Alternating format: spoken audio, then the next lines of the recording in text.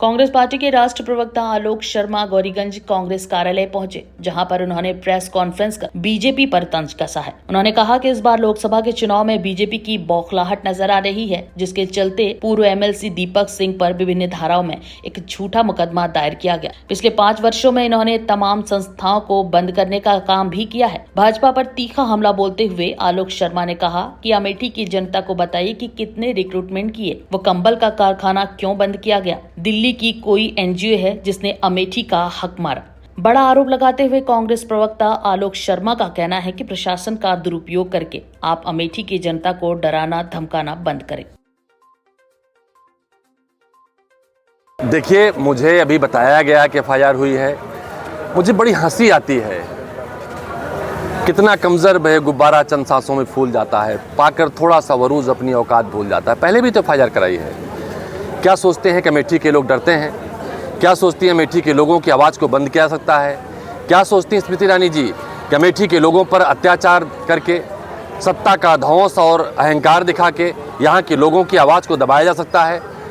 हम अमेठी में जन्मे हैं और इसी मिट्टी में मरेंगे। यहाँ से डर के कहाँ जाएंगे? हमें लड़ना पड़ेगा, हम लड़ेंगे। अगर व्यक्तिगत मेरे ऊपर पहले एफआईआर हुई हैं, हम मानते हैं कि हम राणा प्रताप के वंशज हैं। घास की रोटी भी खाई थी तब भी लड़े थे, हम भी लड़ेंगे। हम राहुल गांधी जी और प्रियंका गांधी जी के ध्वजवाहक हैं। गांधीवादी विचारों के साथ लड़ते हैं और गांधीवादी विचारों के साथ आगे बढ़ते हैं। उसी गांधीवादी विचार के साथ लड़ेंगे। जहां तक कल की घटना का संज्ञान लिया गया, भारतीय जनता पार्टी के कई सारे अराजक, रजिस्टर्ड हिस्ट्री सीटर जिनके ऊपर दर्जनों एफआईआर दर्ज हैं, वो पर्दे के पीछे खड़े होकर हमारे कांग्रेस पार्टी के काफिले पर हमला कर रहे थे, पत्थर फेंक रहे थे, जान से मार देने की बात कह रहे थे। अगर हम कार्यकर्ताओं के साथ वहाँ खड़े थे, हम आगे बढ़ रहे थे, हमारे स्वागत लगे थे, तो हम अमेठी से भागकर कहाँ जाएंगे? स्मृति ईरानी जी के पास भागकर जाने के लिए 5-6 घर हैं। उनका पता चांदनी चौक भी था, गुजरात भी था, मुंबई भी था, दिल्ली भी है। हम अमेठी में जो पैदा हुए, यहाँ से भागकर कहाँ जाएंगे? हम वहाँ अपने कार्यकर्ताओं के साथ खड़े थे और आगे भी कार्यकर्ताओं के साथ खड़े रहेंगे। ना डरे हैं, ना डरेंगे। पहले भी एफआईआर कराई है, आगे भी करा लें। वो लोग और होंगे जो एफआईआर से, जांच से डरकर उनके साथ कंधे से कंधा मिलाकर खड़े हो जाते हैं। हम उनमें से नहीं हैं। अगर नसीब में घास की भी रोटी रहेगी तो उस परंपरा के वाहक हैं, तब तक लड़ेंगे। एफआईआर के संदर्भ में हम कानूनी सलाह भी ले रहे हैं और अगर ज़रूरत पड़ेगी तो हम जाके गिरफ्तारी दे देंगे।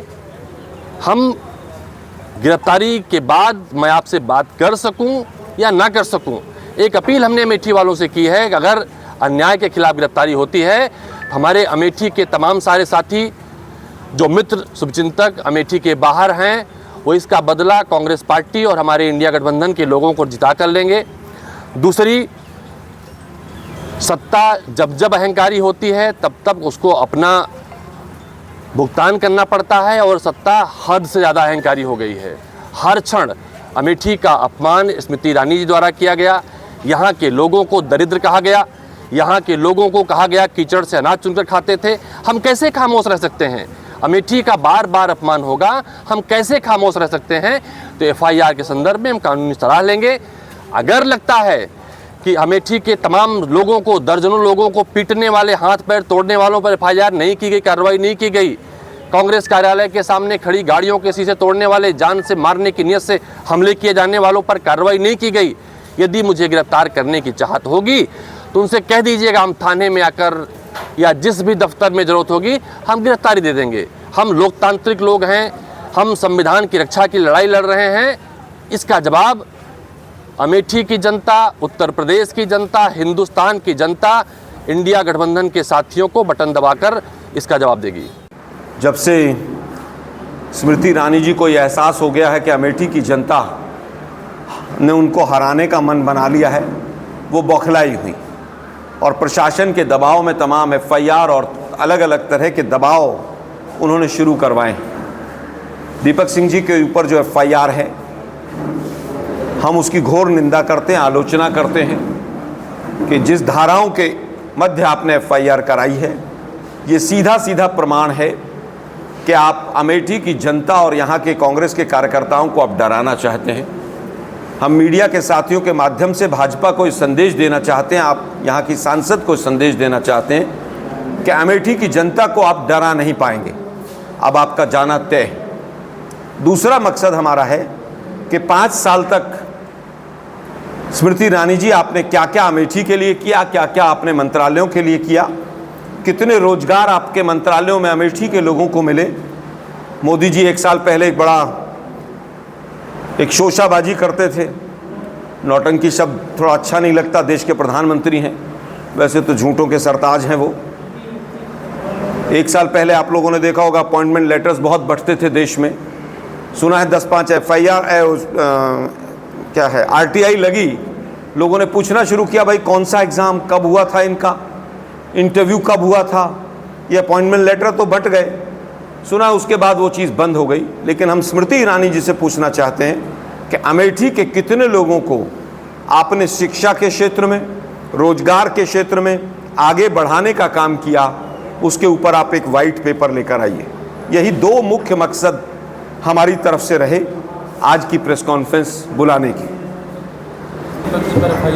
FIR की कॉपी आप लोगों के पास आ जाएगी। तो क्या आपको लग रहा है कि एक मामला है, जबरदस्ती कराया गया? जितना उन्होंने मुझे बताया कि कहीं पर कुछ भाजपा का एक गुट, जिस तरह के उत्पाती लोग आजकल भाजपा में हैं, उनका कोई ग्रुप कहीं पर खड़ा था, वहाँ उनसे बहस हुई।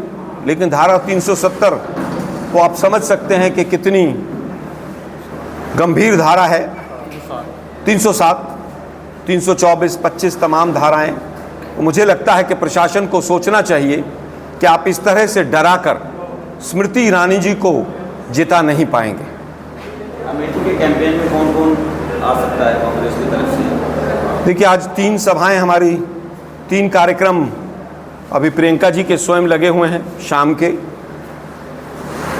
उम्मीद है सपा की तरफ से भी बड़े लीडर्स आएंगे, माननीय राहुल गांधी जी भी आएंगे। मैं उम्मीद करता हूं कि खड़गे जी भी शायद आए। अभी तक प्रोग्राम फिक्स नहीं है, सबसे पहले आप ही लोगों को मैं प्रोग्राम फिक्स होते ही सबसे पहले आपको कम्युनिकेट करूंगा। 2 विषयों को लेकर हमने आपसे के बीच में आए हैं, मैं समराइज करता हूं।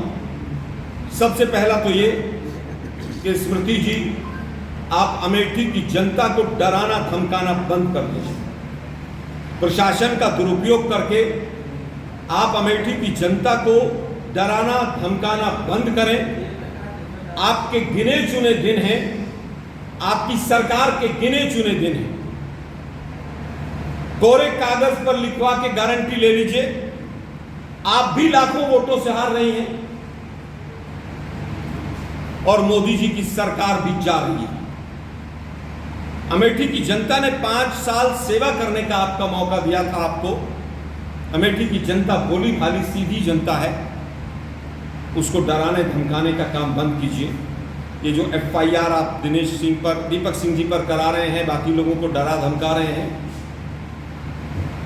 इसके बारे में कल या परसों हम फिर दोबारा से विस्तृत चर्चा भी आप लोगों के साथ करेंगे कि कहां से फोन आ रहे हैं, किन किन के पास फोन आ रहे हैं, उसके बारे में भी चर्चा हम आपसे करेंगे। दूसरा विषय यह है कि 5 साल का व्हाइट पेपर दीजिए। 5 साल आपने केवल और केवल एक स्वतंत्रता सेनानी परिवार को कोसने में 5 साल निकाल दिए। इसमें अंतिम एक चीज मैं और जोड़ना चाहूंगा कि जो आपने गांव गोद लिया था, मैं चाहूंगा कि जो समय आप देंगे, आपके जितने भाजपा के युवा मोर्चे के जितने उत्पाती लोग हैं, सबको साथ लेकर आइएगा और उसी गांव के पीपल के पेड़ के नीचे वहीं पर खड़े होकर आपसे बहस करना चाहते हैं कि आपने अमेठी के लिए क्या किया है, वो जो गांव गोद लिया था उसके लिए क्या किया है, और आपने अपने तमाम मंत्रालयों में क्या क्या किया है। हम भी फैक्ट्स एंड फिगर्स के साथ बात करेंगे और आप भी करेंगे। मुझे उम्मीद है कि आप मेरे इन सवालों का जरूर मीडिया के साथियों के माध्यम से उत्तर देंगे। और खास तौर पर पिछले 1 हफ्ते में पूरी तरह से बौखलाहट नजर आ रही। नया नवेला एक मामला आप लोगों के भी संज्ञान में आया होगा। हमारे यहाँ के एमएलसी रहे दीपक सिंह जी, उनके ऊपर विभिन्न धाराओं में, जिसमें 307 और 325 भी शामिल हैं, गैर जमानती धाराएं हैं, उन धाराओं में एक झूठा मुकदमा दायर किया गया है।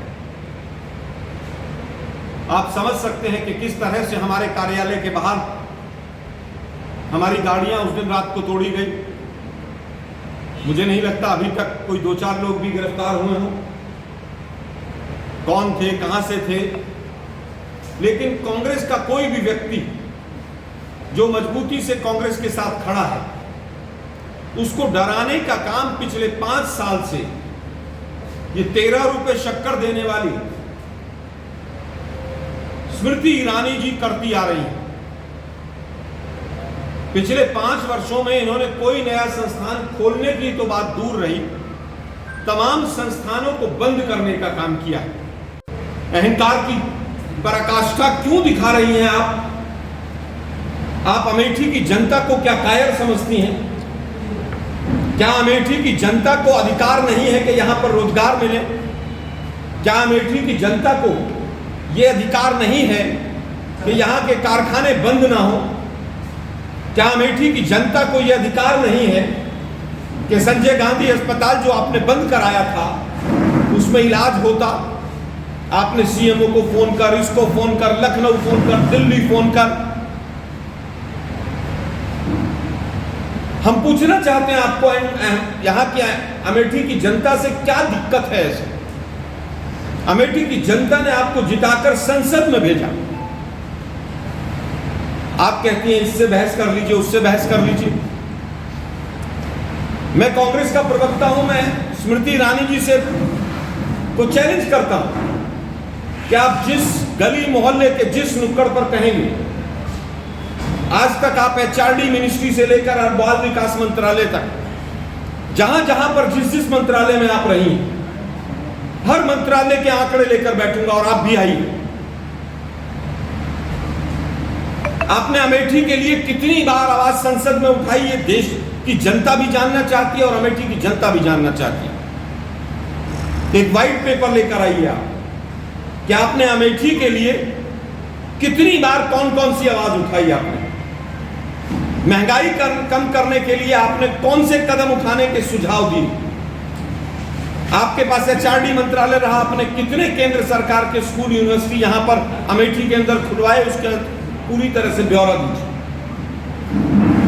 केरला में एक हथनी की मृत्यु होती है, दुखद है वो, उसके ऊपर आप गली गली में जिस तरह से ऊंची आवाज में बात करती हैं, पूरे देश को आप पूरी तरह से उत्तेजित कर देती हैं, लेकिन सैकड़ों निर्भया जैसे केस इस देश के अंदर हुए, आप चुप क्यों हैं?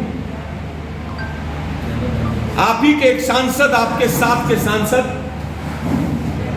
जिनके लिए मोदी जी ने वोट मांगी, आप एक महिला भी हैं, स्वयं सांसद भी हैं, मंत्री भी हैं, आपका प्रज्वला रेवन्ना पर क्या स्टैंड है?